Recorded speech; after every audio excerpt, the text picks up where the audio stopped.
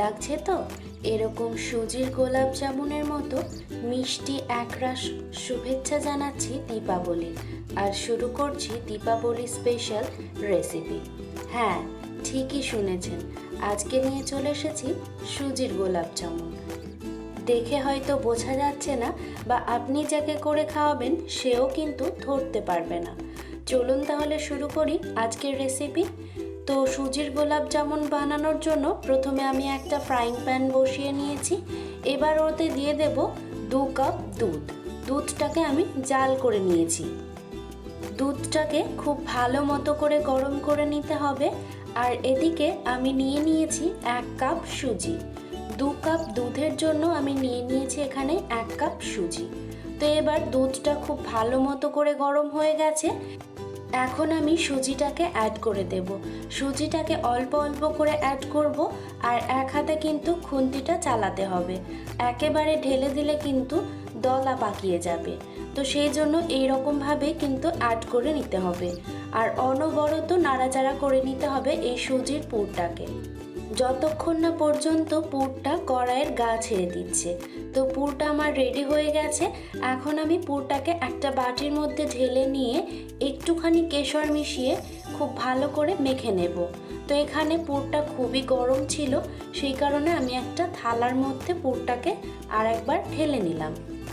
আর এই স্টাফিংটাকে গরম থাকতে থাকতেই কিন্তু মিশিয়ে নিতে হবে। হাতের তালুর সাহায্যে খুব ভালো মতো করে মেখে নিতে হবে। একটুখানি ঠান্ডা হলে পর এখন আমি দিয়ে দিচ্ছি 1 চা চামচ ঘি।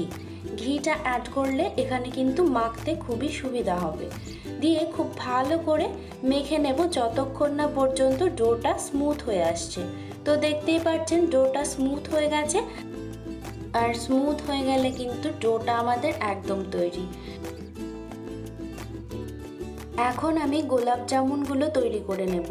তার জন্য মেখে রাখা সুজির মণ্ড থেকে অল্প পরিমাণ অংশ নিয়ে হাতের সাহায্যে খুব ভালো মতো করে গোল গোল বলের আকারে তৈরি করে নেব। আর এই বলগুলোও কিন্তু খুবই স্মুথ হতে হবে। একটুখানি দাগ পড়ে গেলে কিন্তু সেখান থেকে ফাটল ধরবে।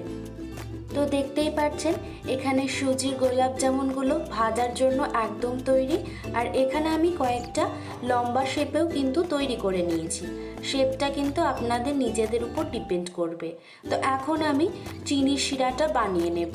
তার জন্য একটা ফ্রাইং প্যানের মধ্যে নিয়ে নিলাম 1.5 কাপ পরিমাণ চিনি, আর দিয়ে দেব সম পরিমাণ জল, মানে 1.5 কাপ পরিমাণই এখানে জল দিয়ে দেব।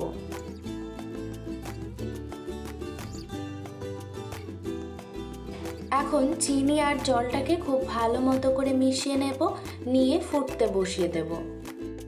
একটু সময় পর পর চিনি শিরাটা কিন্তু মিশিয়ে নিতে হবে। এরকম আরও নতুনত্ব রেসিপি পেতে আমার চ্যানেলটিকে সাবস্ক্রাইব করে পাশে থাকবেন। চিনি শিরাতে প্রথম বয়েল আসার পরই কিন্তু এখানে আমি অ্যাড করে দিচ্ছি 1 পিঞ্চ মতো কেশর। এখানে এই কেশর ছাড়া কিন্তু আমি কোনো রকম ফ্লেভার অ্যাড করিনি। আপনারা চাইলে যে কোনো ফ্লেভার অ্যাড করতে পারেন, মানে এখানে গোলাপ জল বা ছোট এলাচও অ্যাড করতে পারেন। দিয়ে খুব ভালো মতো করে ফুটিয়ে নেব। আর এই চিনি শিরাটাকে কিন্তু একতার করার প্রয়োজন নেই। একটুখানি আঠালো হয়ে আসলে এটাকে নামিয়ে নেব একটা পাত্রে। তো এটা আমার এখন তৈরি হয়ে গেছে। এবার এই চিনি শিরাটাকে একটা পাত্রে নামিয়ে নিয়ে ঠান্ডা করতে দেব। ঠান্ডা মানে একদম রুম টেম্পারেচার করব না, এখানে আমি ঈষদুষ্ণ করে রাখবো। তো তারপর আমি গোলাপ জামুনগুলো ভেজে নেব।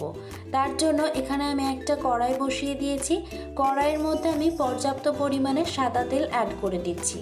এখানে আপনারা সাদা তেলের পরিবর্তে ঘিও অ্যাড করতে পারেন। তেলটাকে খুব বেশি গরম করার প্রয়োজন নেই, হালকা গরম করে এবার আমি ওর মধ্যে তৈরি করে রাখা সুজির বলগুলো অ্যাড করে দেব। সুজির বলগুলো দিয়ে কিছুক্ষণ সেট হতে দেব। তারপর এগুলোকে আমি আস্তে আস্তে করে নাড়াচাড়া করে দেব। আর উপর থেকে কিন্তু তেলটাকে আমাদের দিয়ে দিতে হবে, যাতে করে চারিদিকটা সমানভাবে ভাজা হয়। তো এগুলোকে আমি সোনালি রং ধরা পর্যন্ত ভেজে নেব। দেখতেই পাচ্ছেন কতটা সুন্দর কালার চলে এসেছে। আর এই সময় গ্যাসের ফ্লেমটা কিন্তু মিডিয়াম টু লোতেই রাখতে হবে। খুব তাড়াতাড়ি করে ভেজে নিলে এগুলো কিন্তু ভিতর থেকে কাঁচাই থেকে যাবে। তো এখন এগুলো ভাজা হয়ে গেছে, এগুলোকে তুলে নিয়ে সরিয়ে রাখবো। এখন আমি এই গোলাপ জামুনগুলোকে চিনি শিরার মধ্যে দিয়ে দেব। আর চিনি শিরাটা কিন্তু এখন পারফেক্ট গরম আছে, মানে হালকা গরম।